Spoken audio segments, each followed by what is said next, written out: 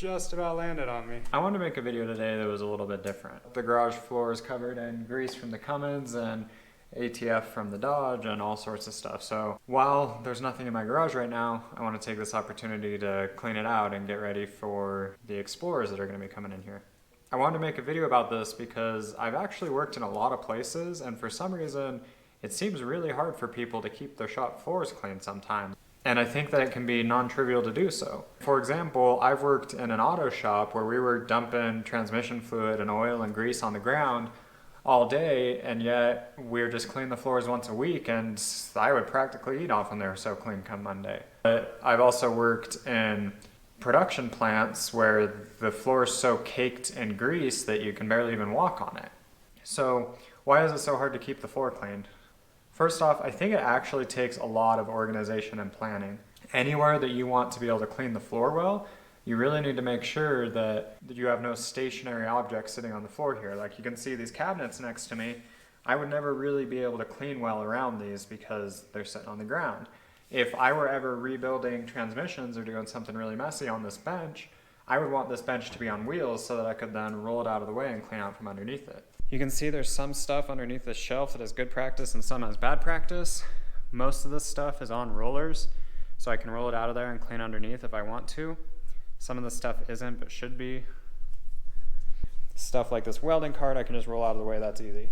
All this stuff sitting on the ground, if I want to be able to clean over here, I shouldn't have it organized so it's all sitting on the ground. It stops me from being able to clean.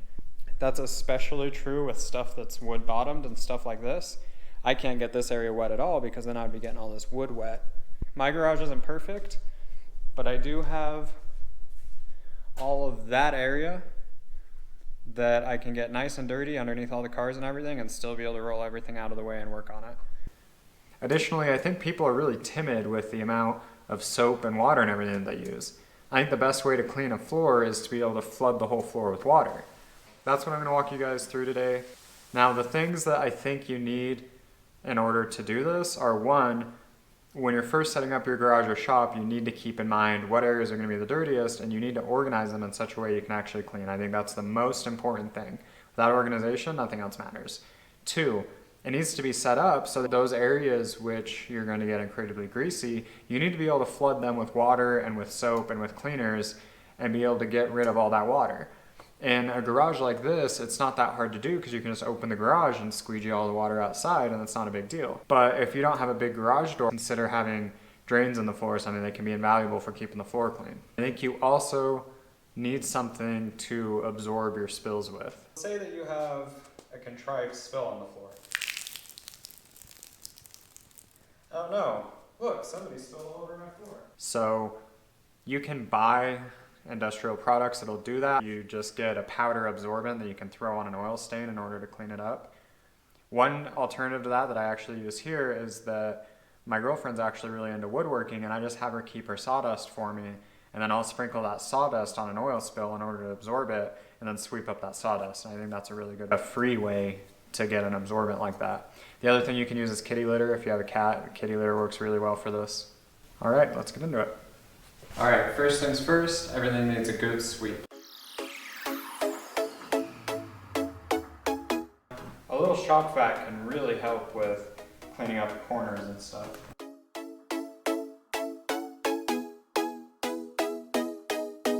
All the worst spots get covered in dish soap. And then the next step is turning your garage into a skating rink. Now, I'm going to put on flip-flops before I do that because it's about to get messy. But first a rinse, and then a scrub. So I'm putting water on all the spots I'm going to scrub, and then I'm going to take the push broom and give them a good scrub to soak in all that soap.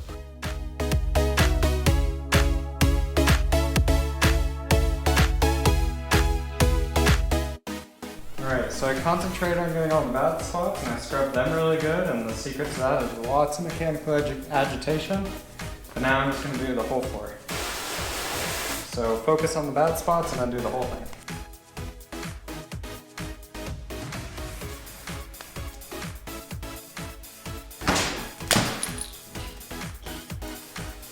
Make sure you break the glass while you're doing it.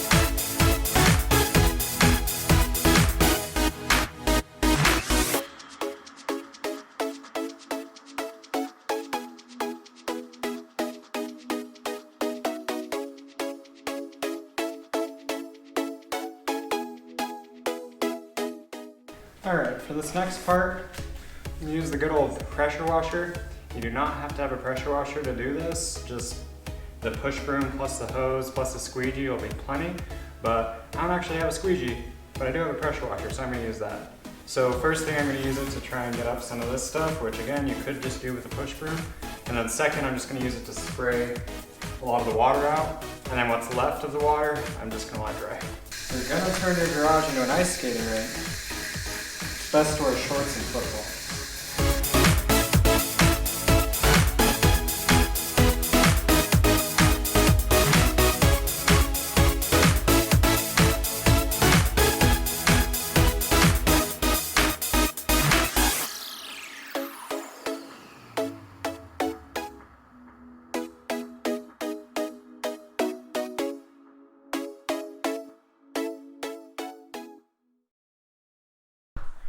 I was walking around pressure washing, and that came within inches of my shoulder. It just about landed on me.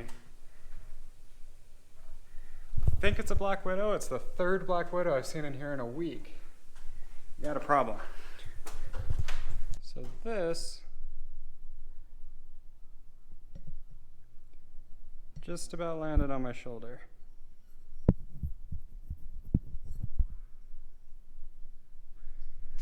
And I think it owes me a new pair of shorts, because I might have ruined the ones I was wearing.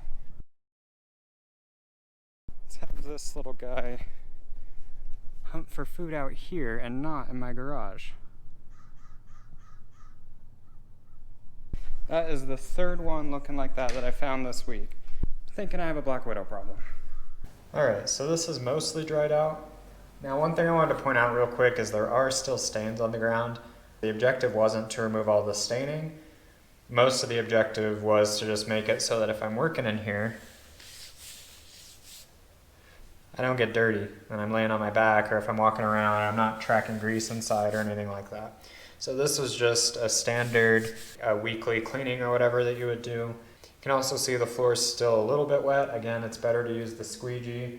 It's also good to keep the doors open while it dries out, but these are the results I got, and now I'm ready to move my next project inside and not have to worry about getting grease all over my back when I'm laying on my back working on it. So, objective complete. I wasn't eaten by a black widow. That was a close one. Alright, so that's everything I had for today. I know it was a little bit of a different video, but for whatever reason, I've worked with a lot of shop floors and production floors and plant floors and warehouse floors and stuff, and weirdly enough, a lot of people really struggle to keep this stuff clean, and I can't really figure out why, but I figured it was worth making a video on. Keep in mind the most important part to keeping it clean is actually being able to cover the whole place in water and soap so you can actually scrub it and put some elbow grease in to get the stuff out. Now what that means is you can't have shelves on the floor where you want to clean, you can't have stuff on the ground. It's really nice to be able to roll stuff out of the way, and it's really nice to do your dirtiest work where you can actually clean it, and that's basically what it boils down to. That's how I keep my shop floor clean. I'm perfectly comfortable most of the time walking around here barefoot and then walking inside, and usually I'm not going to be tracking any dust or grease or anything in. If you're on a creeper, you're not rolling over gravel on the ground, or with an engine stand with a heavy engine on it, you're not getting the engine stand stuck, and helps you work faster to have a cleaner floor, so I think it's worth doing. The reason I was doing this is the Explorer's coming home soon, and so is one other project that I should be making a video about soon. That Cummins right there is going to be going in a tiny little Ford Explorer pretty soon here, so I'm excited for it. Hope you're excited for it. Like and subscribe, stick around if that's something you want to see, and thank you very much for watching. Some of these stains are probably older than I am, but the point of this is if you look,